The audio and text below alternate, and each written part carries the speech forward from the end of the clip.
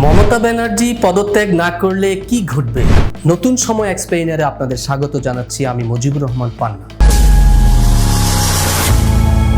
6 মে বুধবার নিয়ম অনুযায়ী পশ্চিমবঙ্গের বিদায়ী মন্ত্রিসভার মেয়াদ শেষ হয়েছে।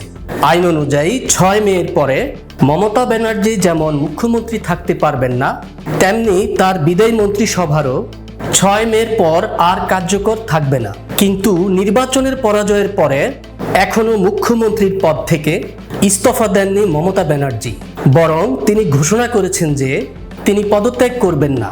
তিনি বিজেপির বিরুদ্ধে অসৎ উপায়ে নির্বাচনে জেতার অভিযোগ তুলেছেন। পদত্যাগ প্রসঙ্গে মমতা ব্যানার্জি বলেন, আমি কেন পদত্যাগ করব? আমরা হারিনি, তাই পদত্যাগও করব না। পরাজয়ের প্রমাণ থাকলে আমরা পদত্যাগ করতাম। কেউ আমাকে পদত্যাগ করতে বাধ্য করলেও আমি করব না। আমি বলতে চাই যে আমরা নির্বাচনে হারিনি। মুখ্যমন্ত্রীকে সংবিধান অনুযায়ী কি বরখাস্ত করা যায়? ভারতের সংবিধানের 164 অনুচ্ছেদে রাজ্যমন্ত্রী পরিষদ গঠন এবং এই বিষয়ে রাজ্যপালের ক্ষমতা সম্পর্কে আলোচনা করা হয়েছে। প্রতিটি নির্বাচনের পর রাজ্যপাল বিধানসভায় কোন দলের কতজন বিধায়ক আছেন সেই সংখ্যার মূল্যায়ন করেন এবং সংখ্যাগরিষ্ঠ দলকে এবং মন্ত্রিসভা গঠনের জন্য আমন্ত্রণ জানান। এরপর শপথ গ্রহণ অনুষ্ঠিত হয়।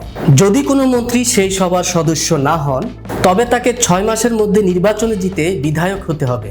এই নিয়ম মুখ্যমন্ত্রী পদের জন্য যেমন, একই আইন অন্যান্য মন্ত্রীদের ক্ষেত্রেও সমান। মমতা ব্যানার্জি যখন 2011 সালে প্রথমবার মুখ্যমন্ত্রী হয়েছিলেন, সেবার তিনি বিধানসভা নির্বাচনে প্রতিদ্বন্দ্বিতা করেননি। তাই মুখ্যমন্ত্রী হিসেবে শপথ গ্রহণ করলেও 6 মাসের মধ্যে ভোটে জিতে বিধানসভার সদস্য হতে হয়েছিল। আবার 2021 সালের নির্বাচনে নন্দীগ্রাম আসন থেকে তিনি বিজেপির শুভেন্দু অধিকারীর কাছে তিনি পরাজিত হয়েছিলেন। পরবর্তীতে কলকাতার ভবানীপুর আসন থেকে উপনির্বাচনে জিতে তিনি আবারও বিধানসভার সদস্য হন। যদি 6 মাসের মধ্যে কেউ বিধানসভার সদস্য না হতে পারে, তাহলে সেই মন্ত্রী বা মুখ্যমন্ত্রীর পদ হারান। সংবিধানের 164 এক অনুচ্ছেদে বলা হয়েছে যে মুখ্যমন্ত্রী রাজ্যপালের ইচ্ছার সাপেক্ষে পদে অধিষ্ঠিত থাকেন। এখানে রাজ্যপালের ইচ্ছা বলতে কি বোঝায়? দিল্লির জওহরলাল নেহেরু বিশ্ববিদ্যালয়ের সেন্ট্রাল ফর পলিটিক্যাল স্টাডিজের ডক্টর সুধীর কে সুতার বলেছেন, রাজ্যপালের ইচ্ছা আসলে নির্ধারিত হয় সংখ্যাগরিষ্ঠ নির্বাচিত জনপ্রতিনিধিদের দ্বারা একজন নেতার উপর অর্পিত আস্থার মাধ্যমে। প্রতিটি নির্বাচনের পর রাজ্যপাল বিধানসভায় দলের সংখ্যা মূল্যায়ন করেন এবং সংখ্যাগরিষ্ঠ দলকে সরকার গঠনের জন্য আমন্ত্রণ জানান।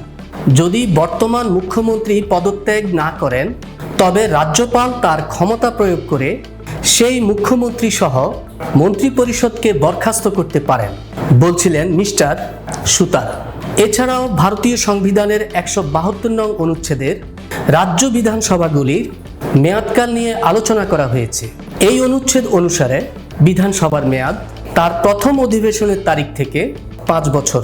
5 বছর পূর্ণ হলে এটি আপনা থেকে বিলুপ্ত হয়ে যাবে। অনুচ্ছেদ 172-এ বলা হয়েছে, প্রতিটি রাজ্যের বিধানসভা যদি তা আগে ভেঙে না দেওয়া হয়, তবে তার প্রথম বৈঠকের জন্য নির্ধারিত তারিখ থেকে 5 বছরের জন্য বলবৎ থাকবে এবং উক্ত 5 বছরের মেয়াদ শেষ হলে বিধানসভাটি ভেঙে যাবে।